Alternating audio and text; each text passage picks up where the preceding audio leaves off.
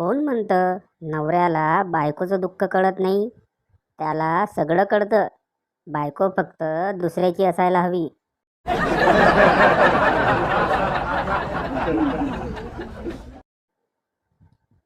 ज्या वेळेस आपण बसमध्ये जाताना एखादी सुंदर मुलगी बिनधास्त आपल्या बाजूच्या सीटवर येऊन बसते, त्यावेळेस आपण समजून जायचं की आपलं प्रेम करायचं वय संपलंय.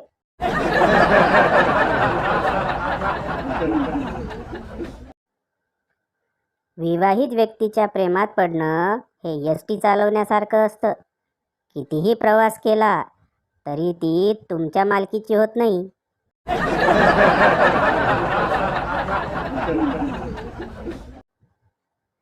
शेजारीन बंडूच्या आईला, अहो बंडूची आई, तुमचा बंडू खूप वाईट शिव्या देतो हो. बंडूची आई, असू द्या हो, अजून तो लहान आहे, मोठा झाला की देईल चांगल्या शिव्या.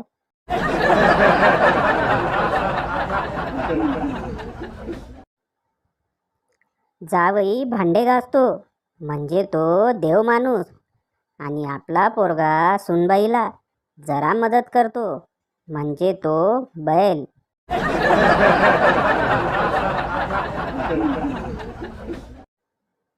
तिने मला हे म्हणून सोडलं होतं की तू बघच, मी काहीतरी नक्कीच बनून दाखवीन. ती आज 2 मुलांची आई झाली आहे.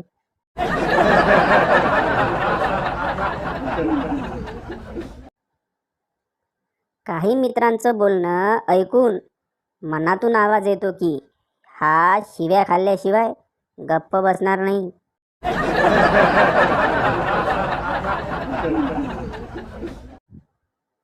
दोन प्रेमी जोड्यांनी आत्महत्या करण्याचा विचार केला.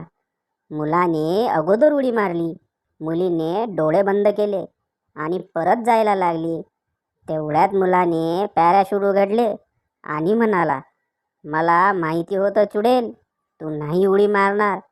आणि बस त्याच दिवसापासून लोकांनी लेडीज फर्स्ट म्हणायला सुरुवात केली.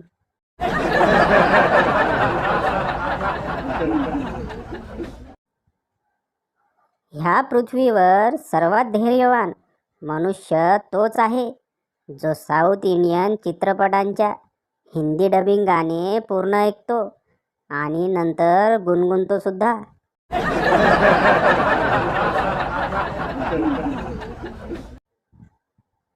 पिंकी घाबरून गण्याला बोलते, पिंकी बस कर ना.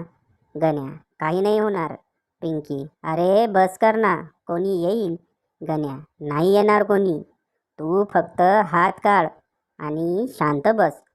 तेवढ्यात गुरुजी जवळ येतात आणि दोघांचे पेपर घेऊन जातात.